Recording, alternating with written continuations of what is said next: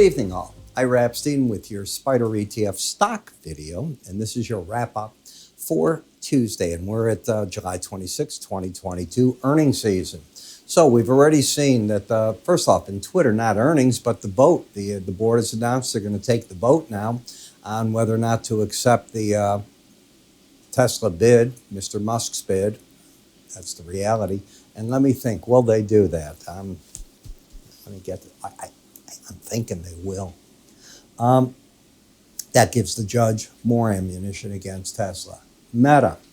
Okay, we're going to get big numbers now. We're starting to see them. Alphabet came out already. And not terrible, but not great. I mean, nothing upbeat. The question is the market so beaten down that you can get a bounce from some bad numbers? Chipotle had a great set of numbers. Amazon, I don't think so great. GE came out. Okay. So you're getting them day by day, and they're going to keep coming at you, and you got to remember that. So you then get to the next step. What are you going to do at 1 o'clock tomorrow? Because you have the FOMC announcement, and at 1:30 the press conference. How hawkish is Fed Chair Powell going to be? Inflation questions going to come at him. Does he think that we've peaking, going to peak? What does he think on that? The slowdown in the economy, I don't know how they're going to view that. The market has done the Fed's job for it. If you watch the 2 10-year yields, you do realize that it inverted about 2 weeks ago, and now it's sitting at, 24 points over? So the market has done its job. Everything that tells you that the economy in the U.S. should be cooling, every indicator we know is slowing down. It could be housing, it could be employment. Wage pressure. I'm not hearing an awful lot of talk about wage pressure, are you? I'm hearing that whatever people fought to get, they got. But I'm not hearing now, we want even more. We need another 5, 6, 7% on top of that if you got a wage increase. Those that may not have gotten one, well, certainly they're going to battle for it like other people, and they should. But that's the pressure that isn't going to go away.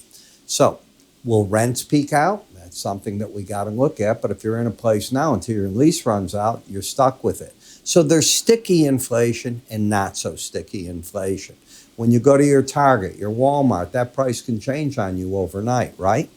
That's not so sticky. So those are the things you got to remember.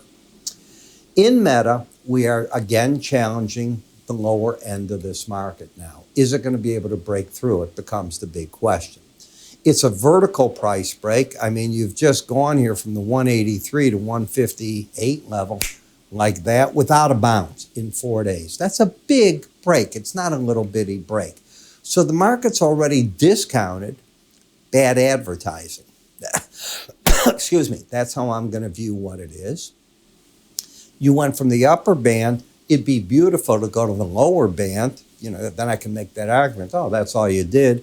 And in the process, you had narrower bands that you widened out a fraction. But basically, it's a sideways story that did get that one bump to the Bollinger Bands and couldn't hold it. Okay, was it a tradable position? I don't see it. How could you say it was when you went there and straight up, just the way you're going straight down? Those are called vertical moves. You enjoy it. Try to catch them. You probably lose your shirt in the process. When I look at momentum, okay, we are down to the point where you're oversold. I consider any reading under 30 on the red line, the K line, on slow stochastics getting into oversold territory where you're at. I don't think new money gets put in the market on an oversold basis. Do I think new money should go into a market ever in front of these 2 GDP reports and the FOMC? You can. Ira's going to be sitting here with an ice cream cone watching. And when I get rid of the cone, I'll get a lollipop out, and I'm going to enjoy myself. I make you a promise. My hands are in my pocket. Then I've got, from that on, the rest of the summer to make the trades. That's my viewpoint, okay? It's different than most, but a little more experienced than most, too. AMC, you know how negative I am on this stock, okay? Here, I properly called it back here on YouTube, just what you're watching, that, hey, I don't think you want to be short going into the summer blockbusters. Well, now you've got to wait for the next round of the blockbusters. These are not them. Nope, that's the name of the movie. I haven't seen it. Did $44 million. If that's the lead picture, You're not getting the revenues out of it. I can already, right now, rent Jurassic Park, the final one, for $20. I'm not going to the movie theater for that. I loved Elvis. That was good, and I'd certainly see that one. And I missed Thor, but I will see it. Higher high and lower low. What do you do with that? There's a problem, a real problem. What are they going to do in the fall? Apple. So we thought that the market would have trouble here. The 100-day average, the upper Bollinger Band, and the 200-day average. And it did. Notice the momentum. You lost the embedded reading. So this is probably ready to give back a little bit. Could it get back to wherever the 18-day average is, which is 147.40 now? Yes. Is the chart bearish? No. It's overbought, in a correction, lost the upside momentum. What a mouthful. And remember, I've still got the COVID cough, but I'm much better. Look for it to come down there. That's what I'm looking for. And I'm not in the bear camp. By the way, I don't want to be bearish in front of their new releases. Disney, this was the rally that was. That's over, and you're turning your momentum down. I'll be surprised that it just takes off. But we have earnings. What if their Disney Plus added big to the bottom line? I don't know if it did or didn't. I can't imagine the theme parks aren't knocking home runs right now. What kid doesn't want to go after 2 years to Disney? Heck, I want to go.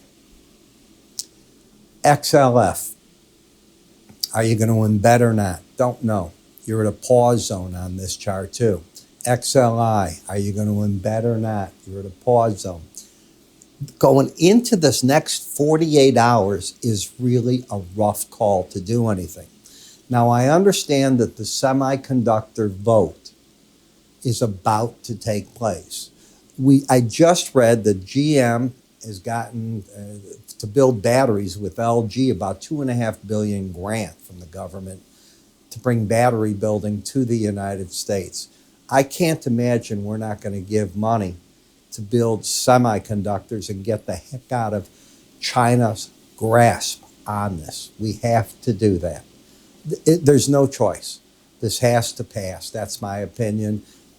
I am sure there's graft in it. I am sure that everything that could be wrongs with it, it's better than begging them to do something. And their lunacy policy, I call it lunacy. I'm getting more bold about it, of shutting down an economy that size. That's the solution to COVID. President Xi, COVID is a virus that's going to return over and over and over. It's the flu, just bigger. You're not going to beat it by keeping people in their houses. XHB. Okay. First crack in the armor. Now it acts to me like it wants to get back to the 18-day average. You lost the embedded reading. Remember, momentum on the slow stochastic is typically, not every time, it can be lost at the same time with price, but typically just ahead of price. And if I'm right, it should peak out here and head back to wherever the 18-day average is to regroup. That doesn't mean you've broken a trend, but there is no trend here. You got a lower low, higher high. Visually, it's hard for me to not say this market didn't have a nice rally.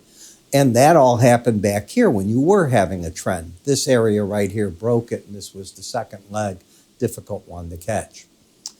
In the energy sector, what do you do the first time you hit a Bollinger Band? You're not embedded. Tell me what you do. I'm not hearing you. You come out. Walk away. The easy money's been taken off the table. Gold has nothing going for it except it lost the embedded reading. Normally, that means price and the 18-day average come together, not a low under the most recent low. That's what generally happens. I'm still looking for that to be the case. GDX is still embedded. It is staying bearish. It's leaning on the lower band. It's not a new sell zone. This was, excuse me there, a partial profit-taking zone, and that's how I'd view it. COPEX, tell me where it stalled. First rally up to the 18-day average. That's the neutral zone. Stalling. Market trying to figure out what to do next. AGG, BND, TLT. Why waste your time? Let the Fed tell us what they're going to do, and then we'll approach the market with some knowledge of between now and September, maybe an idea of what to expect. UUP, the dollar. Dollar's getting another bid, but the battleground you can see, it's waiting. Two big reports. Fed, GDP. Let them get out of the way. Let the market digest them, and then come in with your guns blazing, your six-shooter all cleaned up from the past 48 hours. Use your hot oil and everything. Clean it out. I clean my guns. You clean it out. You get ready. You're sitting there. Bang, I'm ready to buy and sell. That's where you're going to be on all this. So you're close. You're not there. I'm being facetious on so much of this, but I'm dead serious about what I'm saying. Hands in pockets. Get the two reports out of your way. Then go back to the market and enjoy summer trading. That would be my full approach to this market. Now, we're going to help you with it, some of it, if you like to get the information from the futures perspective to help you. TLT, BND, they're all going to be looking at the bonds, the 5-year, the 2 years. We cover all this. Energy markets, you think we're not covering natural gas daily in what we write and everything else? We do. We're futures guys. What do you do on the stock indices? You think they're based on stocks? Get serious. They're based on how the futures interpret what's going on in the stocks. Because at the end of the day, when you're buying SPY, you're really backdooring into a futures play. That's what you're doing. So to get this, to get the info, to get it from us that are pros at doing this, telling you what we see, be it the spreads, the option plays, what the pros are doing in the market, it's yours, and it's yours for free. All you got to do to get a trial to this is go to our website under free offers. You can always call us, but that's dangerous. It's a toll-free number. It might burn you. And you can take your cursor, move up here, and it'll take you right to the box where you sign up for it. Do it. You're going to want to see the reactions to what we say to GDP and everything. Crucial, crucial, crucial. I'm Ira Epstein. See you tomorrow.